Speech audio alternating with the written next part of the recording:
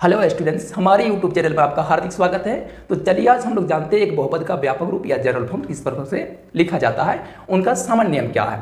तो याद रखिएगा, किसी भी बहुपद का जो व्यापक रूप या जनरल फॉर्म होता है उसका सूत्र होता है ax to the power n plus bx to the power n minus 1 plus cx to the power n minus 2 plus dash dash dash zx to the power n minus n। ठीक है, इसमें कुछ शर्तें हैं जहां पर n कोई प्राकृत संख्या होनी चाहिए, यानी जहां पर पावर देख रहे हो उस पावर की जगह पर कोई प्राकृत संख्या होनी चाहिए। ये पहला शर्त हो गया। तथा इसकी दूसरा शर्त है a b c d e इत्यादि, यानी जो यहाँ पर बहुपद के पदों का गुणांक के रूप में जो a b c इत्यादि देख रहे हो वह क्या होनी चाहिए, कोई भी वास्तविक संख्या या फिर रियल नंबर्स होना चाहिए। ठीक है, चाहे वह परिमेय संख्या हो चाहे वह अपरिमेय संख्या हो।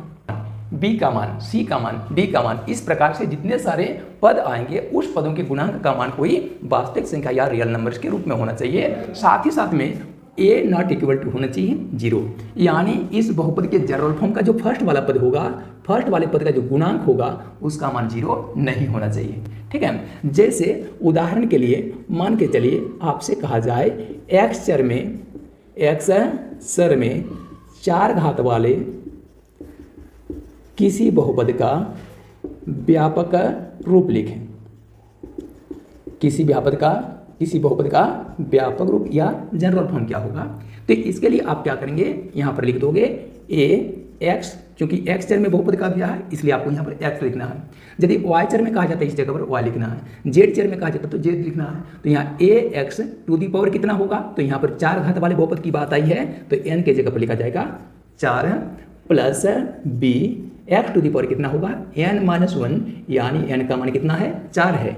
यहाँ पर 4 घात वाला बहुपद लिख रहे हो ना, तो n का मान 4 हो गया। तो यहाँ पर 4 घटाओ 1 प्लस cx का पावर कितना लिखना है n माइनस 2, यानी 4 घटाओ 2 प्लस फिर क्या लिखना है dx का पावर है 4 माइनस 3, है ना। ऐसा आपको तब तक करना है जब n का मान n के समान न हो जाए। ठीक है, प्लस अगला क्रम में ex टू दी पावर क्या करोगे 4, n का मान यहाँ 4 है तो यहाँ पर 4 माइनस अगला क्रम में क्या होगा, यहाँ पर 1 घटाए, यहाँ 2 घटाए, यहाँ 3 घटाए, और यहाँ पर अब जो घटा रहे हो उस घटाए जाने वाले राशि का मान n के समान हो जाएगा, यानी 4 के समान हो जाएगा।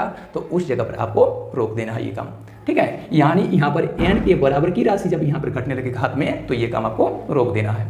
ठीक है, अब क्या हो जाएगा, यहाँ पर करना है ax to the power 4 plus bx to the power कितना हो जाएगा, 4 में 1 घटा दोगे 3 प्लस cx का पावर कितना हो जाएगा, 4 में 2 घटा दोगे 2 प्लस dx का पावर कितना हो जाएगा, 4 में 3 घटा दोगे 1 प्लस ex का पावर क्या हो जाएगा, 4 में 4 घटा दोगे 0।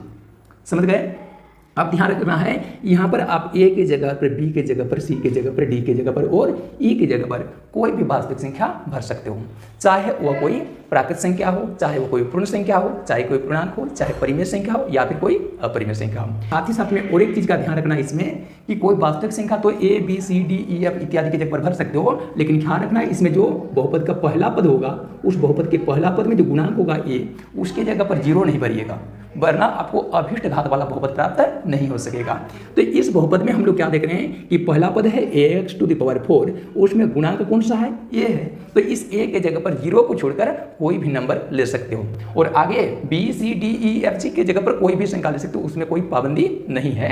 तो अगर a की बात करोगे तो a की जगह पर 0 को छोड़कर कोई भी नंबर ले लो, चाहे वो कोई गिनती का नंबर हो या गिनती के बाहर का नंबर हो, धनात्मक हो या फिर ऋणात्मक हो। जैसे कोई a के जगह पर लेना चाहता है -3 तो -3 ले सकते हो, -3 x to the power 4 plus अगर कोई b के जगह पर लेना चाहता है -2 तो निसंकोच आप -2 को भी b के जगह पर ले सकते हो। तो b के साथ x³ का क्या है, गुणात्मक संबंध है, तो -2 × यहाँ पर होगा x³ प्लस c के जगह पर कोई आप अपरिमेय संख्या भी ले सकते हो। जैसे कोई लेना चाहेंगे √3 लेना चाहेंगे तो √3 ले सकते हो, लेकिन याद रखिएगा ये रूट का विस्तार जो होना चाहिए वो x तक नहीं होना चाहिए, केवल 3 तक सीमित रहना चाहिए।